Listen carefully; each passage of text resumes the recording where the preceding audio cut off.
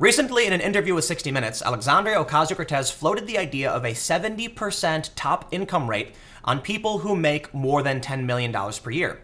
And immediately, the political debate erupted. People on the right said that tax rate is way too high, and you're going to encourage the wealthy to go invest in other countries. The left said it's only for people who make more than $10 million. It's tiny. This is absurd. And there is some nuance to this debate. I don't think Cortez was actually saying this is what she wants. She floated the idea, so it should be debated. But there's something bigger at play here. It seems like for some reason, Ocasio-Cortez is the poster child for the Democrats. She is the most important Democrat. She has more followers than Nancy Pelosi does, and her career just started. I have to wonder why people take what she says so seriously when she's just a congresswoman who just started her career. In my opinion, she is the most important Democrat, with many people on both the left and the right saying she represents the future of the Democrats. I believe there is a good possibility she is on a path towards the presidency, but hear me out. Based on the press, and I don't want to say obsession, but the constant conversation about her, all it's doing is making her more and more famous. So today, let's take a look at what's going on with this tax rate idea that people are debating, and I want to talk about how the press is impacting her career and how it's going to benefit her in the long run. But before we get started, please head over to timcast.com/donate if you'd like to support my work. There's a monthly donation option, I take cryptocurrency, I have a physical address, and there is even a shop where you could buy clothing I've designed myself. A couple days ago, we saw this story from Hot Air. AOC, how about a tax rate of 70% to fund my Green New Deal? Ocasio-Cortez said in the interview, you look at our tax rates back in the 60s, and when you have a progressive tax rate system, your tax rate, let's say from 0 to 75,000, maybe 10% or 15%, etc.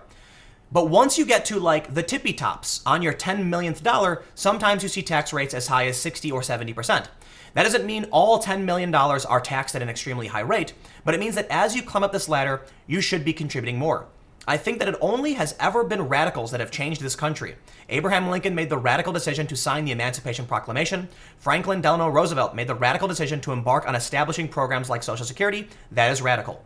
When asked if she considers herself to be a radical, Cortez says, if that's what radical means, call me a radical. Immediately, we see defense from the left that her idea actually makes sense. New York Mag said Ocasio-Cortez's 70% top tax rate is a moderate, evidence-based policy. They start by saying, when Ronald Reagan took office, affluent Americans paid a 70% tax rate on income above $216,000.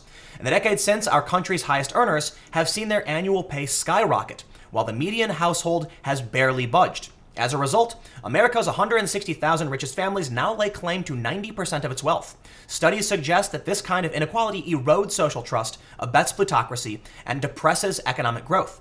Politicians from both major parties routinely suggest that they see inequality as a major problem. Now, I find the whole tax debate interesting, and where I stand, typically center-left, I'm not entirely opposed to very high tax rates on very high income, and I think the conversation is actually nuanced. I believe it is a fair statement to say that many wealthy will not invest in the US because when they realize that income above $10 million is taxed to an extreme degree, they're going to look elsewhere for a base of operations. They're not going to want to earn money here because it will negatively impact them personally. But it is tough. There are genuinely few people who make that much money relative to the world. So Cortez's idea of taxing people that high doesn't necessarily mean she's going to actually generate income from these people. In all likelihood, Cortez is wrong, and that high of a tax rate won't work for a few reasons. First, as conservatives point out, people might just leave the country and invest elsewhere. However, the other issue is that people just try to find ways to reduce their tax liability. You'll see people making that much money reinvest in other programs, which in my opinion are a good thing. They'll reinvest in the economy, which could lead to growth, and this is typically why I'm kind of in favor of the tax, not necessarily because you'll actually generate revenue from it, but it encourages people to put back into the economy. When you know you're going to reach a certain bracket, you're better off spending that money or investing it in something than just paying the tax on it in some instances. So I think it may be too high. I'm more of a centrist than someone far left to agree with her, but I do think the conversation is nuanced. In fact, an interesting point on the tax issue from last year was that Steve Bannon actually advocated for increasing the tax rate. This story last year from Vox. Steve Bannon is right. Donald Trump should raise taxes on the rich. They say White House chief strategist Steve Bannon has a big idea that, according to Axios, he's been pushing aggressively within the Trump administration, raising the top income tax rate.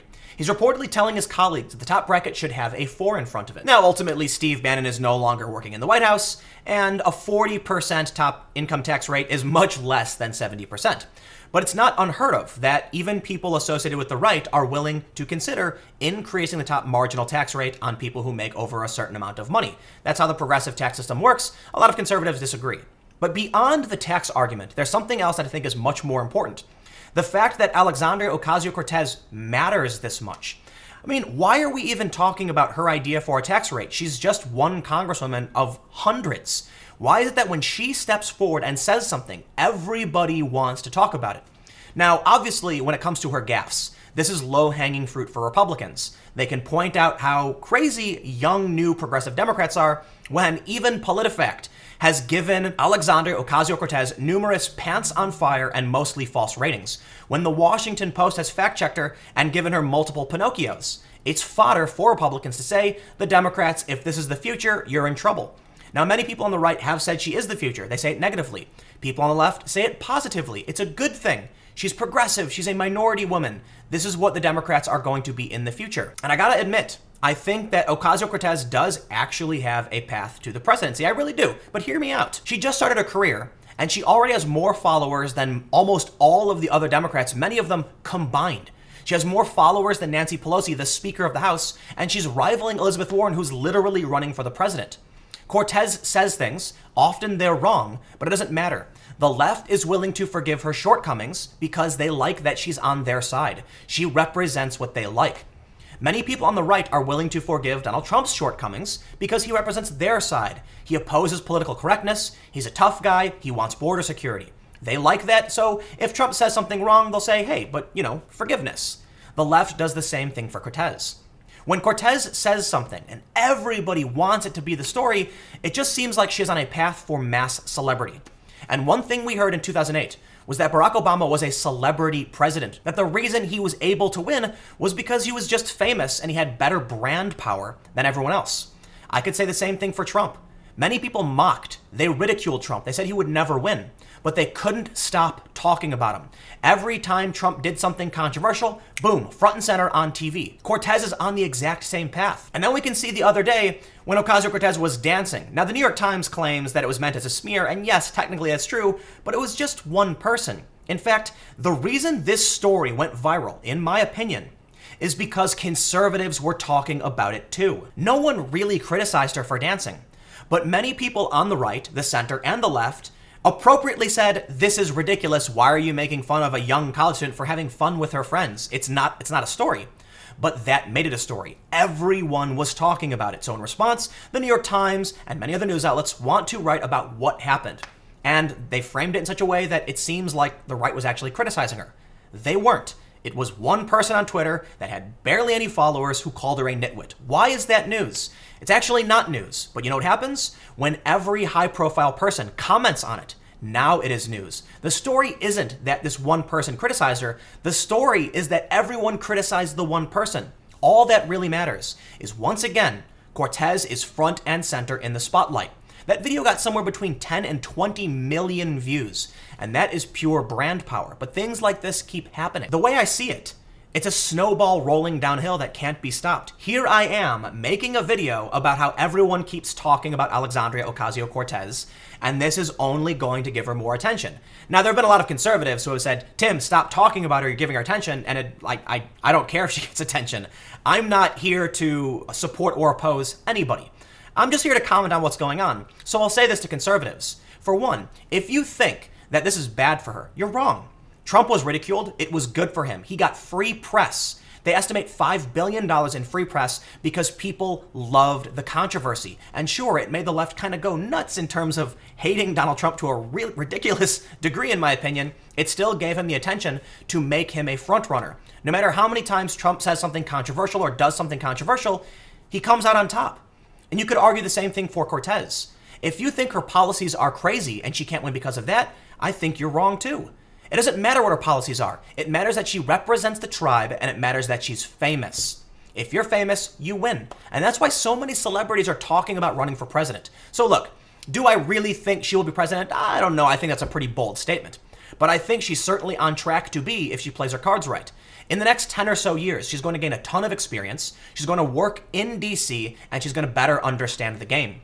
It's possible she gets better at reducing the amount of gaffes, or she keeps making gaffes because it gets her attention. You can argue all day and night that she's silly, that she's stupid, that she's lying, that she's wrong. It doesn't matter. When she says these things, it works in her favor. The same is true for Donald Trump. I've said this before. I feel like she is the left's version of Donald Trump. She is a populist candidate. She has many controversial statements that have been mocked by the media, and she won her district in spite of the polls. She's on a similar trajectory. When I talk to people about marketing, because I've used to work in nonprofits, I say the best product in the world will fail if no one knows about it. And the worst product in the world will sell by the millions if everyone has heard of it. If you don't have good marketing, you don't have anything.